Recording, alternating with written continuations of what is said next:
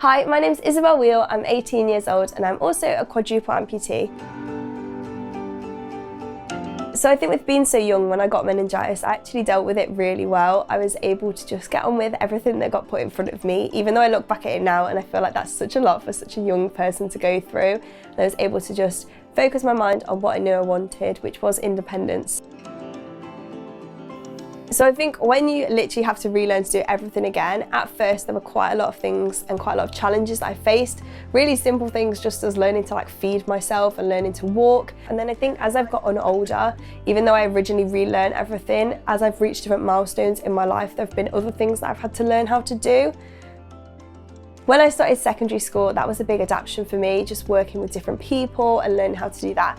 And going from a school with 30 people in my year to 100 and something, it was quite a big change, and a lot of people weren't used to seeing someone with a disability. I think as a teenager, everyone goes through so many different issues and everyone wants to try and fit in. And as someone with such a visible disability like mine, it wasn't necessarily possible. And I think for everyone, it's not really attainable to try and fit in and be the same as somebody else, because we are all unique for a reason.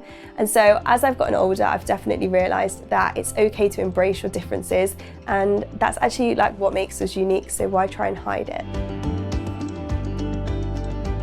When I was 17, I knew I wanted to learn how to drive. It was something that I've always wanted to do, and I knew it'd mean that I had more independence. So I never really knew how I went around this and if it was even possible for someone with my disability, but I was managed to learn how to drive, and I actually now have my driving licence. And then the most recent milestone for me was probably turning 18. It was a bit scary for me knowing that I was old enough to go out with my friends and go on nights out, and I didn't really know how this worked with a disability, but it's something that from trial and error I've just learned how to do, and I don't let my disability stop me, so I go out and have fun with my friends.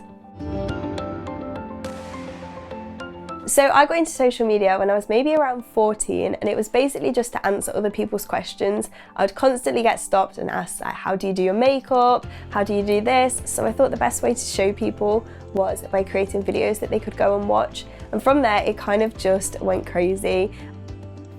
So when I was younger, I never really had someone that was older than me who had been through the same as me. So I always felt a little bit alone, as no one had really experienced the same things that I had, and none of my friends quite understood. So I'm hoping that by making videos like this and across my social media, I can help other people that are going through the same thing that I have.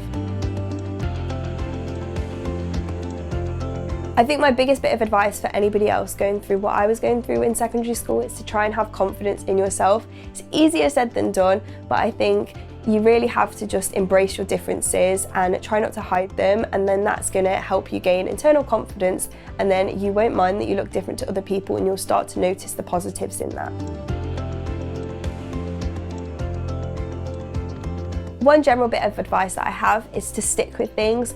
I think having a disability, a lot of things take longer, even if it's really simple. I think through the use of videos like this one and also different events that MRF have ran, it can be really helpful and really informative for other people going through the similar thing that I have.